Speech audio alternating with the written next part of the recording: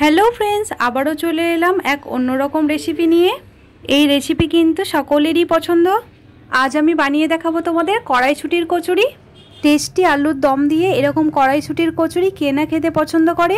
ভিডিওটি প্রথম থেকে শেষ পর্যন্ত দেখতে থাকো, আশা করছি তোমাদের অনেক ভালো লাগবে। আর তোমরাও কিন্তু ঘরে বসেই খুব সহজেই কড়াইশুঁটির কচুরি বাড়ি বসে বানিয়ে ফেলতে পারবে। কড়াইশুঁটির কচুরি বানানোর জন্য প্রথমেই চলো কি করতে হবে সেটা দেখে নিই। একটা বাটির মধ্যে কড়াইশুঁটি নিয়ে নিয়েছি অনেকগুলো, তোমাদের ইচ্ছে মতো তোমরা নেবে, কম বা বেশি। সব কড়াইশুঁটিই কিন্তু এখানে ছাড়ানো হয়ে গেছে। কড়াইশুঁটির যে পুরটা আমি বানাবো সেটা কিন্তু একটু বেশি পরিমাণে বানাবো। মিক্সির জার নিয়ে নিয়েছি একটা, তার মধ্যে কিন্তু কড়াইশুঁটিগুলো সব দিয়ে দিচ্ছি। কড়াইশুঁটি বানানোর পরে যেই পুরটা থাকবে এক্সট্রা সেটা দিয়ে আমি অন্যদিন অন্য কিছু বানাবো। মিক্সির জারে কিছুটা আদাও দিয়ে দিচ্ছি। ঝালের জন্য কাঁচা লঙ্কা দিয়ে দেবো। আদা, কাঁচা লঙ্কা আর কড়াইশুঁটি একসঙ্গে কিন্তু আমি বেটে নেব মিক্সির জারে। মিক্সির জারে ঢাকনাটা আমি লাগিয়ে দিলাম। বেটে নেওয়ার পরে ঢাকনাটা তোমাদের খুলে দেখাচ্ছি। কিছুক্ষণ সময়ের মধ্যেই কিন্তু বাটা হয়ে যাবে। খুব সুন্দরভাবে কিন্তু বেটে নেওয়া হয়েছে। হাত দিয়ে তোমাদের তুলে দেখাচ্ছি, এরকমভাবে কিন্তু বেটে নিতে হবে। কড়াইশুঁটিগুলো আমার বাটা কমপ্লিট হয়ে গেছে, কিন্তু এইদিকে একটা মশলা লাগবে। চলো, একটা প্লেটের মধ্যে আমি 4 রকমের মশলা রেডি করে রেখেছি। এলাচ, দারচিনি, লবঙ্গ, গোলমরিচ সবগুলোই কিন্তু গোটা নিয়েছি। এইগুলো কিন্তু কাঠখোলায় ভেজে নিতে হবে, সেই জন্য একটা ননস্টিকের কড়াই নিয়ে নিয়েছি। আর তার মধ্যেই কিন্তু গোটা গরম মশলাগুলো দিয়ে দিলাম। কিছুক্ষণ নাড়াচাড়া করে নেওয়ার পরেই কিন্তু এটাকে তুলে নিতে হবে। একটু সেন্ট বেরিয়ে আসার পরেই কিন্তু এটাকে গুঁড়ো করে নিতে হবে। বেশিক্ষণ ভাজলে কিন্তু এটা পুড়ে যেতে পারে। গোটা গরম মশলাগুলো ভাজা হয়ে গেছে, শিলনোড়াতে এবার এগুলোকে গুঁড়ো করে নেব। গুঁড়ো করে একটা প্লেটের মধ্যে রেখে দিয়েছি। আর এইদিকে কিন্তু ননস্টিকের কড়াইয়ে সর্ষের তেল দিয়ে দিলাম। তেলটা একটু গরম হয়ে আসার পরে আগের থেকে বেটে রাখা কড়াইশুঁটিগুলো আমি এর মধ্যে দিয়ে দিচ্ছি। খুব ভালোভাবে খুন্তির সাহায্যে নাড়াচাড়া করে নেব। আর স্বাদ মতো লবণ দিয়ে দেবো। লবণ দেওয়ার পরে চিনি দিতে হবে। চিনিটাও আমি দিয়ে দিলাম, এটা কিন্তু স্বাদ বাড়ানোর জন্য দিলাম। বেটে রাখা গোটা গরম মশলাগুলো এর মধ্যে দিয়ে দিলাম। আরও একটা জিনিস কিন্তু আমি এখানে দেব, এটা দিলে কিন্তু কড়াইশুঁটির কচুরির স্বাদ আরও দ্বিগুণ হয়ে যাবে। তো চলো দেখে নিই। এখানে কিন্তু আমি ছাতু ব্যবহার করছি, আর এই ছাতু ব্যবহার করলে কড়াইশুঁটির স্বাদ আরও দ্বিগুণ পরিমাণের হয়ে যাবে। মুখে লেগে থাকার মতো কড়াইশুঁটির কচুরি হবে। ছাতু দেওয়ার পরে খুব ভালোভাবে কিন্তু মিশিয়ে নেব। আর এখানে তোমরা চাইলে কিন্তু একটু হিং ব্যবহার করতে পারো। আমি একদম ঘরোয়াভাবে করছি, সেই জন্য কিন্তু হিং ব্যবহার করিনি। আর খুব সুন্দরভাবে সমস্ত উপকরণই আমার মেশানো হয়ে গেছে। আর পুরটাও কিন্তু খুব ভালোভাবে তৈরি হয়ে গেছে। একটা প্লেটের মধ্যে তুলে রেখে দিলাম।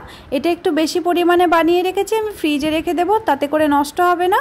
বাটিতে কিছুটা পরিমাণে ময়দা নিয়ে নিয়েছি, আর স্বাদ মতো এখানে লবণ দিয়ে দিলাম। কড়াইশুঁটির কচুরি বানানোর জন্য এখানে কিন্তু আমি ময়দা নিয়েছি, তোমরা চাইলে আটাও নিতে পারো। কিছুটা পরিমাণে চিনি দিয়ে দিলাম। তবে ময়দা দিয়ে কড়াইশুঁটির কচুরি বানালে খেতে বেশি ভালো লাগবে। আর কিছুটা পরিমাণে এখানে ঘি ব্যবহার করছি। ঘি দেওয়ার সঙ্গে সঙ্গে এখানে কিছুটা পরিমাণে কালো জিরে দিয়ে দিলাম। তারপরে কিন্তু সাদা তেল ব্যবহার করলাম, কারণ পুরোটাই আমি ঘি দিইনি ময়ামের জন্য। খুব সুন্দরভাবে কিন্তু ময়াম দিয়ে নিয়েছি। মুট করলেই কিন্তু মুট করা হয়ে যাচ্ছে, তখন কিন্তু বুঝে নিতে হবে যে খুব সুন্দর করেই ময়ামটা দেওয়া হয়েছে। অল্প অল্প জল দিয়ে ডোটাকে আমি বানিয়ে নেব। একসঙ্গে কিন্তু বেশি জল দেব না, তাতে করে কিন্তু ডোটা খুব ভালো হবে না, বেশি নরম হয়ে যেতে পারে, তখন কড়াইশুঁটির কচুরিটা আর খেতে ভালো লাগবে না। একটু সময় নিয়ে হাত দিয়ে চেপে চেপে ডোটাকে কিন্তু আমি তৈরি করে নিলাম। ময়দা মাখলে কিন্তু হাতে লেগে যায় না, আর যেহেতু আমি ময়াম দিয়েছি সেই জন্য একেবারেই কিন্তু লাগেনি। ডোটা ভালোভাবে মাখানো হয়ে গেছে। আর উপর থেকে একটু সাদা তেল দিয়ে দিলাম। ভেজা কাপড় দিয়ে ডোটাকে ঢেকে নিতে হবে। কাপড়টাকে ধুয়ে নিয়েছিলাম, তারপরে খুব ভালো করে নিংড়ে নিয়ে তার উপরে কিন্তু ঢেকে দিয়েছিলাম। ঢেকে দেওয়ার পরে একটা ঢাকা দিয়েছিলাম, আর 1 ঘন্টা মতো আমি রেখেছিলাম। এইদিকে ননস্টিকের কড়াইটা বসিয়ে দিয়েছি। একটু গরম হয়ে আসার পরেই সাদা তেল দিয়ে দিচ্ছি, একটু বেশি পরিমাণে সাদা তেল দিলাম। তেলটা গরম হতে থাক। একে একে কড়াইশুঁটির কচুরিগুলো আমি এদিকে বেলে নিই।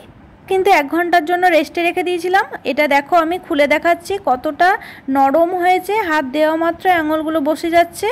আবারও কিছুক্ষণ চেপে চেপে এটাকে আমি মেখে নিচ্ছি দেখো। আর নেওয়ার পরেই কিন্তু এবার লেচি কেটে নেব। ময়দাটা খুব সুন্দর নরম তুলতুলে হয়েছে, হাত দিতেই কিন্তু মজা লাগছে। একটা একটা করে লেচিগুলোকে এবার কেটে নেব। সব লেচিগুলোই কিন্তু একই সাইজের করে নেব।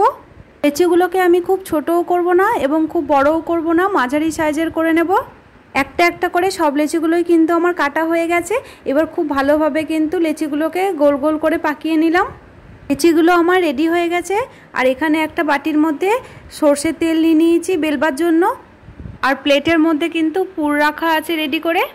এখানে শুকনো চাকতি বেলনা নেওয়া হয়েছে।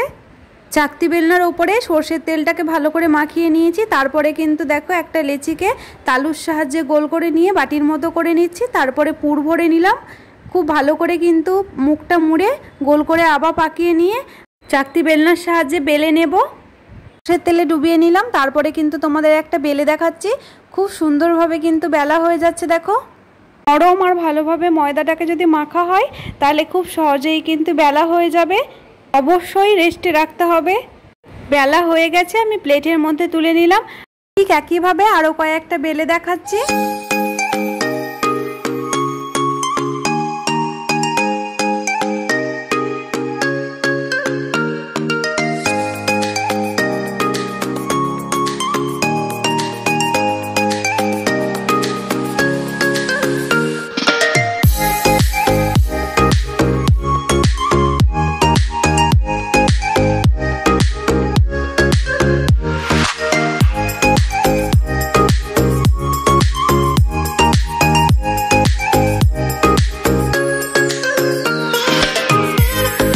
একটা করে 4টে বেলে নেওয়া হয়েছে আর প্লেটের মধ্যে কিন্তু রেখে দেওয়া হচ্ছে দেখো।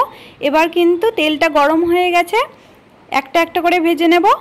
এইভাবে কিন্তু কড়াইশুঁটির পরোটাও করা হয়। সেক্ষেত্রে কিন্তু তেলটা একসঙ্গে দেব না। পরোটাটা ভেজে নেওয়ার পরে একটু একটু অল্প করে তেল দিয়ে পরোটাগুলোকে ভেজে নিতে হবে।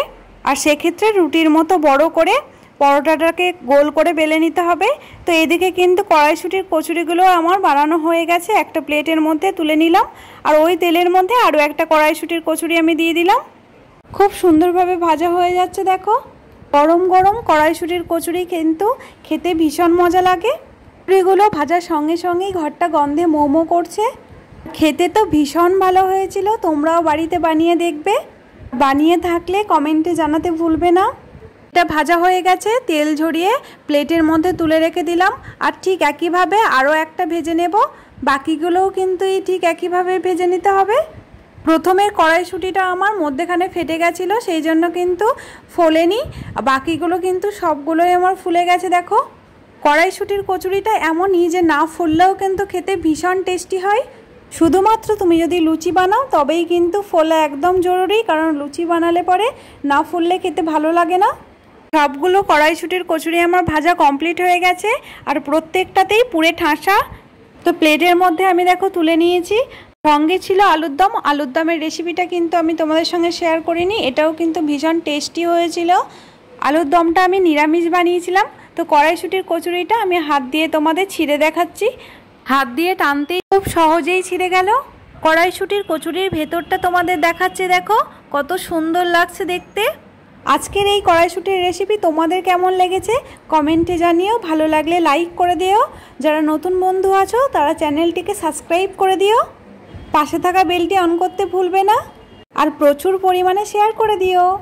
দেখতে খেতে দুটোই অসাধারণ হয়েছে। তোমরাও খুব সহজেই বাড়িতে বানিয়ে ফেলতে পারবে এরকম কড়াইশুঁটির কচুরি। কচুরিটা নিয়ে আলুর দমের সঙ্গে তুলে দেখাচ্ছি তোমাদের। মুখে দিতেই মিলেমিশে সব একাকার। আজকের রেসিপি এই পর্যন্ত। আজকের মতো টাটা বন্ধুরা। আবারও ফিরে আসছি অন্য কোনো দিন অন্য কোনো রেসিপি নিয়ে।